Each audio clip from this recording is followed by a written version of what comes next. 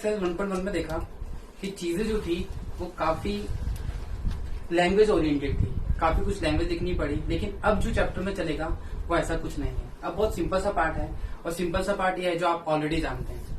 आपने पढ़ा था छोटी क्लासेस में, प्राइम फैक्टराइजेशन पढ़ा है। प्राइम फैक्टराइजेशन होता क्या है? प्राइम फैक्टर मतलब हम नंबर्स के फैक्टर निकालेंगे, and that factors are nothing but a prime numbers.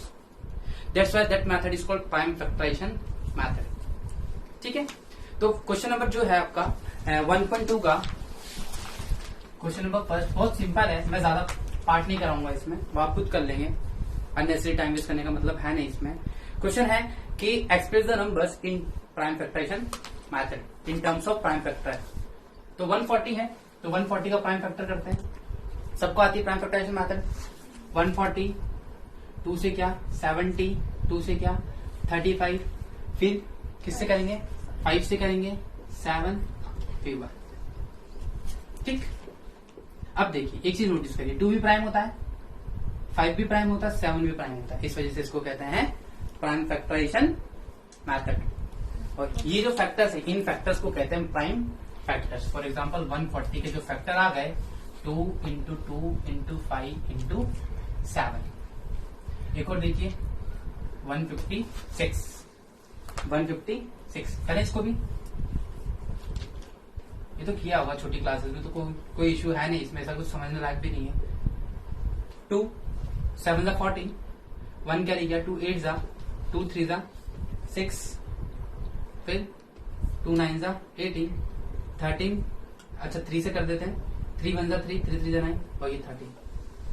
तो देखिए अगेन प्राइम फैक्टर हो गया। तो ये है prime factor. This method is called prime factorization method. इस मेथड में आप कर क्या सकते हैं, आप प्राइम फैक्टर्स निकालते हैं किसी भी पर्टिकुलर नंबर के, और any numbers can be written in form of their prime factors. अच्छा, क्वेश्चन नंबर जो 2 है, एक बहुत इंटरेस्टिंग फॉर्मूला जो यहाँ पे आता है इस क्वांटिटी से, वो ये आता है कि कभी भी अगर आपने 2 नंबर का एलसीएम निकाला है और एचसीएफ निकाला है, ठीक है, तो एक फॉर्मूला है जो बहुत अच्छा है, ये है LCM into HCF equals to product of 2 numbers. CBSE का फेवरेट, इतना फेवरेट है कि हर साल मिलेगा आपको, हर अल्टरनेटिव ईयर्स में ये आपको मिलेगा, और आपके स्कूल्स में जो प्री बोर्ड्स के एग्जाम होंगे उधर तो पक्का मिलना है इसको। अब ये क्या है, अगर 2 नंबर से सपोज टू, आपने 2 नंबर से लिए कोई से भी, अगर आप उन नंबर को मल्टीप्लाई करेंगे, उनका मल्टीप्लीकेशन और उनका एचसीएफ एंड एलसीएम दोनों ही इक्वल आएगा, हमेशा दोनों क्या आएगा इक्वल आएगा। अब ये बात ध्यान रखिएगा, अभी अपन ने एक एचसीएफ की मेथड की थी, यूक्लिड डिवीजन मेथड की थी, अपन एचसीएफ उसी से निकालेंगे, अपन प्राइम फैक्टराइजेशन मेथड नहीं करेंगे। और क्यों? क्योंकि जो सीखिए उसको अप्लाई तो करें एटलीस्ट, ये चीज है। तो 2 नंबर दे दिए उन्होंने, अपन को पहला नंबर दिया है क्वेश्चन नंबर सेकंड। फर्स्ट ये फॉर्मूला ध्यान रखिएगा, LCM into HCF equals to product of 2 numbers. आपको सारी चीजें मिल जाएंगी हमारी वेबसाइट पे, आप डाउनलोड कर लीजिएगा, उसमें फॉर्मूले का पूरा बंच भी है। 26 एंड 91, 26 एंड 91। अच्छा, पहले अपन निकालें एलसीएम, निकालें पहले एलसीएम निकालें, ठीक है, एलसीएम निकालिए। 26 91 का एलसीएम निकालते हैं।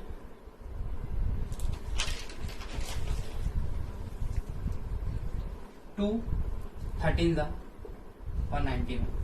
अब आई थिंक 13 से जाएगा इसे, 13 1 जा 13 1 जा 13, 13 7 8, 13 7 जा रहा है, ठीक है, 13 7 3 जा 21 कैरी 2, 13 7 जा रहा है 7 और 7 डजंट मैटर, ये ऊपर लिखिए चाहे ये इसको लिखिए, फर्क नहीं पड़ेगा उससे। क्या तो चलिए ऐसे कर लीजिए, ये 7 और यहाँ 13 आ जाएगा, बात तो वही है। कभी भी ऐसा, क्योंकि बचपन में क्या सिखाया गया, छोटे नंबर से बढ़ना है, ऐसा नहीं होता। आप कैसे भी करिए, प्राइम फैक्टर ही रहेगा, बस फर्क ये पड़ेगा कि कोई चीजें पहले आ जाएगी, कोई चीजें बाद में आ जाएगी, लेकिन सबसे अच्छी चीज है कोई चीज सिस्टमैटिक होगी तो ज्यादा अच्छा है। तो ये है क्या, तो एलसीएम कितना आ गया अपने पास, एलसीएम आ गया आपके पास, एलसीएम ऑफ 26 एंड 91 कितना आ गया, 2 इंटू 7 इंटू 13, ये आया, कितना आया करिए, 2 7 14, 14 इंटू 13, 13 10 130, 13 10 130, फिर 26, 13 13 26 20 52, 130 और 52 182, 182 हो गया शायद, आई थिंक सो, चेक करिए एक बार, 182 ही आ रहा है शायद। तो एलसीएम कितना आ गया, 182 आ गया, है ना। अब हम निकालते हैं एचसीएफ, और एचसीएफ निकालने के लिए कौन सी मेथड अप्लाई करेंगे हम, यूक्लिड डिवीजन। हम क्या निकालेंगे, यूक्लिड डिवीजन निकालेंगे। और अगर देखें तो एचसीएफ इनडायरेक्टली देखें तो एचसीएफ क्या आ रहा है दोनों का, 13 आ रहा है एचसीएफ। देखिए दोनों नंबर 13 से जाते हैं, बट हम ऐसे नहीं करेंगे, हम इसको किससे करेंगे, हम इसको करेंगे डिवीजन मेथड से। तो एलसीएम निकाल लिया आपने, अब मैं इसको रख कर रहा हूं। अब हम निकालते हैं एचसीएफ।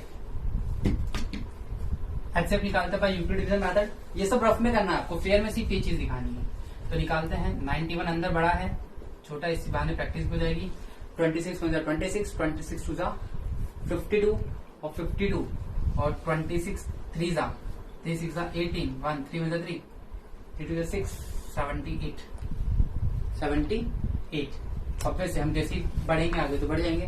तो 26 3 जा 78, माइनस करिए कितना आ रहा है, ये 11 13 आ रहा है, आई थिंक सो 13 आ रहा है, 26, देखिए 13 आ गया। तो एचसीएफ कितना आ गया आपके पास, 13। अब एचसीएफ 13 आ गया तो हम सीधा देखते हैं, एचसीएफ आ गया 30। अब देखिए इंपॉर्टेंट ये चीज नहीं क्या आता है, इंपॉर्टेंट यही चीज है जो आपने सीखा उसको कितना अप्लाई किया है। क्योंकि अब आप यहाँ पे वो 8th क्लास की मेथड लगाएंगे तो दैट इज नॉट वर्दी, वो इतना वर्दी नहीं है आपके लिए। अगर उसको यूटिलाइज करना है तो आप जो नई टेक्निक सीखे उसको अप्लाई करो। इससे दो चीजें होंगी, प्रैक्टिस भी होती जाएगी और ऑब्वियस है जितनी ज्यादा प्रैक्टिस होगी उतनी अच्छी से चीजें आपको आएंगी, क्लियर होती जाएंगी। तो ये है एचसीएफ आ गया। अब फॉर्मूला डालें, ठीक है, फॉर्मूला डालें। देखिए since HCF into LCM equals to product of two numbers. अब देखिए मैं इस पार्ट एप्रोच बताऊंगा, बहुत सही। ये जो चीज है एचसीएफ आपका आया है 13, एलसीएम आया है 182 into product of two numbers. इधर एक स्मार्ट वर्क दिखा सकते हैं। इस फॉर्मूले में कौन सी चीजें जो आपको क्वेश्चन में देगा, तो ये है 26 इंटू 9, ये तो क्वेश्चन में देगा ही। हाँ ये हो सकता है कि आपने एचसीएफ गलत निकाला हो, ये हो सकता है आपने एलसीएम गलत निकाला हो सकता है, नहीं हो सकता, बिल्कुल पॉसिबल है।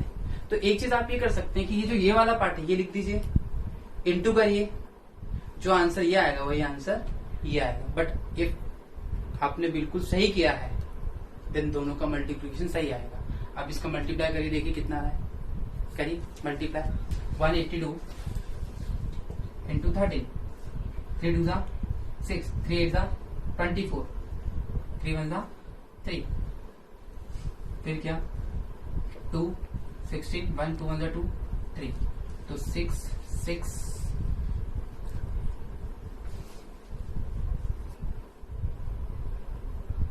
4166 आ रहा है क्या, पॉज करना मुझे, वीडियो पॉज करो। तो इसका मल्टीप्लीकेशन क्या अपन है, 2 3 6 6 इक्वल्स टू 2 3 6 6। आप देखिए दोनों इक्वल है, वेरीफाई हो गया। तो ये है, मतलब अगर आप किसी भी दो नंबर्स का एलसीएम निकालेंगे, एचसीएफ निकालेंगे, then that will be always equal to the product of that two numbers. आई पर्सन में इतनी। अब देखिए इसी का जो बहुत सारे पार्ट्स हैं, एक है 510 एंड 92, उसको भी निकाल लेंगे आप, तो कहीं इश्यू तो आएगी नहीं। क्वेश्चन नंबर 3 अगेन सिंपल है, उसमें 3 डिजिट दे देगा और बोलेगा आप एचसीएफ निकालिए और एलसीएम निकालिए। ओके हो जाएंगे, क्वेश्चन नंबर 3 भी हो जाएगा, ये भी हो जाएगा। अब सबसे इंपॉर्टेंट चीज है क्वेश्चन नंबर 4। क्वेश्चन नंबर 4 में क्या है देखिएगा, थर्ड में भी आपको एलसीएम निकालना है, एचसीएफ निकालना है, कोई इशू नहीं है। क्वेश्चन नंबर 4 इंपॉर्टेंट क्यों है ये देखिए, गिवन नंबर एचसीएफ दे दिया आपको दो नंबर्स का, HCF of 306 and 657 equals to 9। And LCM आपको निकालना है, एलसीएम निकालना है इन दोनों का। देखिए जब कभी भी ध्यान रखिएगा आपको एचसीएफ दे एलसीएम दे, इट मीन फॉर्मुला तो ये लगाना है, the HCF into LCM equals to product two numbers, इसलिए मैंने उसको रब नहीं किया है तो वही लिख देंगे पहले आप फॉर्मुला। ठीक है, दो नंबर्स कौन कौन सा आपके पास ये है, तो HCF into LCM equals to product of two numbers. Okay got it.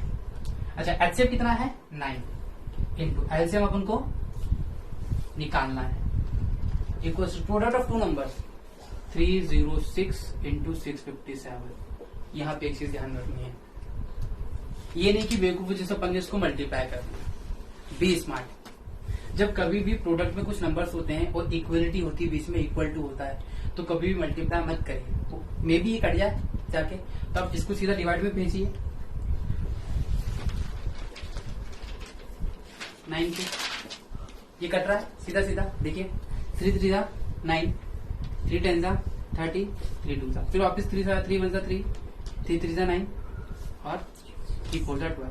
आपका आंसर आ गया 34 इंटू 657। ये आपका एलसीएम है और ये क्वेश्चन बहुत ही ज्यादा इंपॉर्टेंट है एग्जाम पॉइंट ऑफ व्यू के हिसाब से, सीधा सीधा एग्जाम में आता है। हाँ जैसे आपको एलसीएम थे वैसे आपसे वो एचसीएफ भी पूछ सकता है, बट एक चीज ध्यान रखना, भूल के भी आप इन दोनों को इंटू करके डिवाइड मत करना, it will take too much time, you have to save the time.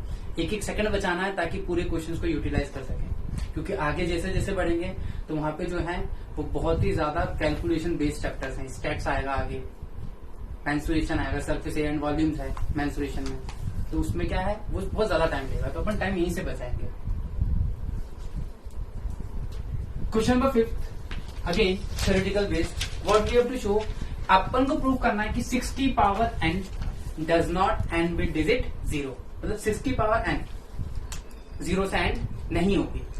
तो स्टार्टिंग विद कौन से नंबर 0 से एंड होते हैं, सबसे छोटा नंबर लेते जो 0 से एंड होता है 10, फैक्टर करिए 2 इंटू 5। अच्छा इससे बड़ा नंबर जो 0 से एंड होता है 20, 2 इंटू 5 इंटू 2 5 जा 10, 10 टू 20। अच्छा फिर 30, ठीक, 3 into 2 into 5। Have you notice something, एक चीज नोटिस करिए, तीनों के तीनों में एक चीज कॉमन है, एक चीज कॉमन है, ठीक। अब कॉमन क्या है कि अगर कोई भी नंबर अगर 10 से एंड होगा 0 से, तो उसके कौन से फैक्टर्स होने चाहिए, 2 और 5 होने चाहिए फैक्टर्स। अगर होते हैं तो होगा, नहीं होते हैं तो नहीं होगा। फॉर एग्जाम्पल 100 लीजिए, 100 के फैक्टर क्या होता है 10 इंटू 10, और 10 को क्या लिख सकते हो 2 इंटू 5। देखो आ गया, आया नहीं आया, आया ना, बस। इसका मतलब क्या है, any number if end with digit 0 then it must contain the prime factors 2 and 5, and if they are there then we can conclude that the given numbers end with digit 0, else not। अगर इसमें वो दोनों factors हैं तो 0 से and होगा, और नहीं है तो 0 से एंड नहीं होगा, सिंपल सा लॉजिक है। अब देखिए हमें प्रूव करना है 6 की पावर n जाएगी कि नहीं जाएगी, 0 से एंड होगी कि नहीं होगी। अब 6 के फैक्टर करिए आप, क्या आ रहा फैक्टर 2 and 3, 2 and 3 आ रहा है।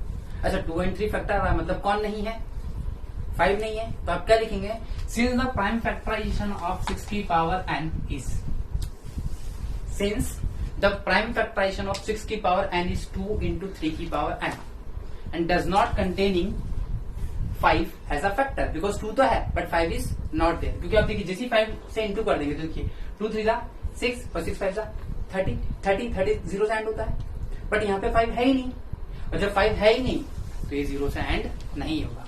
तो राइटिंग सेक्शन में क्या लिखेंगे अपन, since the prime factorization of given number does not containing 5 as an factor, so the number 6 की power n does not end with digit 0।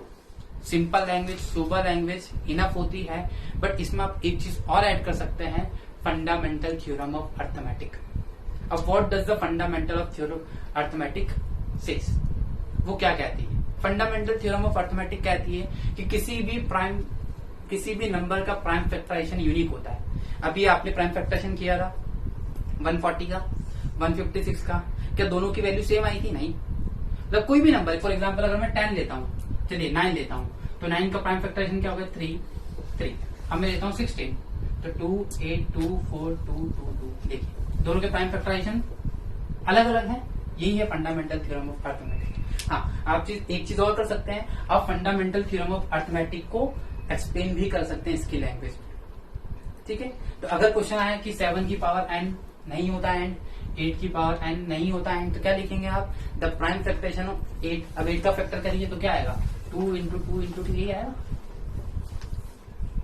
ठीक है, डज नॉट कंटेनिंग 5। और फिर लिखेंगे आप any number which ends with digit 0 must contain the factors 2 and 5।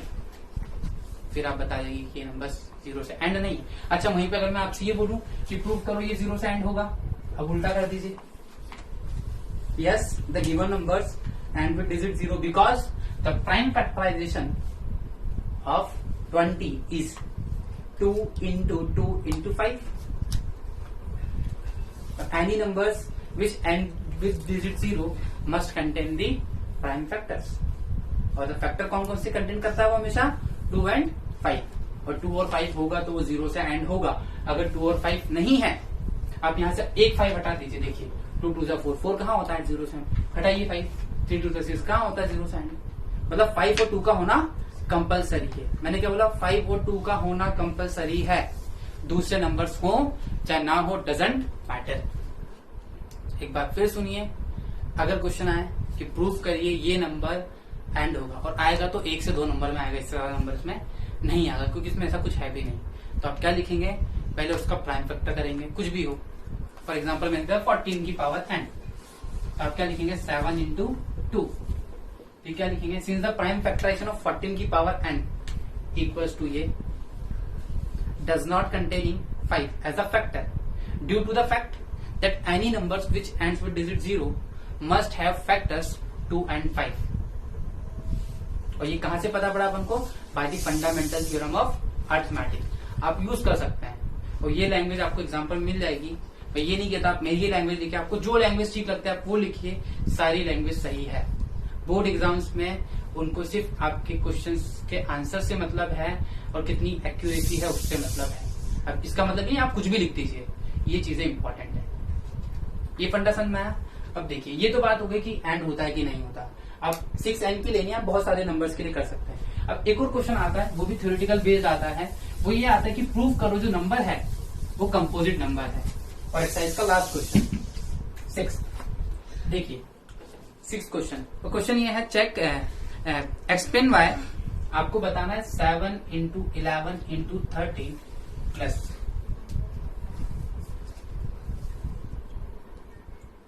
30। ये कौन सा नंबर है? कंपोजिट नंबर है। तो स्टार्टिंग विद कंपोजिट नंबर क्या होता है? देखो नाम में आके कंपोज, और कंपोज होगी तो 2 से ज्यादा चीजें चाहिए होंगी सर, कम से कम 2 चीजें तो चाहिए होंगी। तो कंपोजिट नंबर्स वो होते हैं जो प्राइम नंबर्स नहीं होते हैं, मतलब उनके 2 से ज्यादा फैक्टर्स होते हैं। फॉर एग्जाम्पल 50 3 की टेबल में भी आता है, 15 की टेबल में आता है, 5 की टेबल में आता है, और 1 में तो आते ही, मतलब 4 टेबल्स में आता है। बट 3 की बात करें तो 3 1 में आता है और 2 में आता है, मतलब 3 कंपोजिट नंबर नहीं है। तो what are composite number? Those number which have more than 2 factors are called composite number. तो हम क्या बोल देंगे कि इसके 2 से ज्यादा फैक्टर्स हैं। अब कैसे? ये देखिए, कॉमन क्या निकाल रहा है? कॉमन देखिए बस 13 निकाल लीजिए बाहर। 7 into 11 plus 1।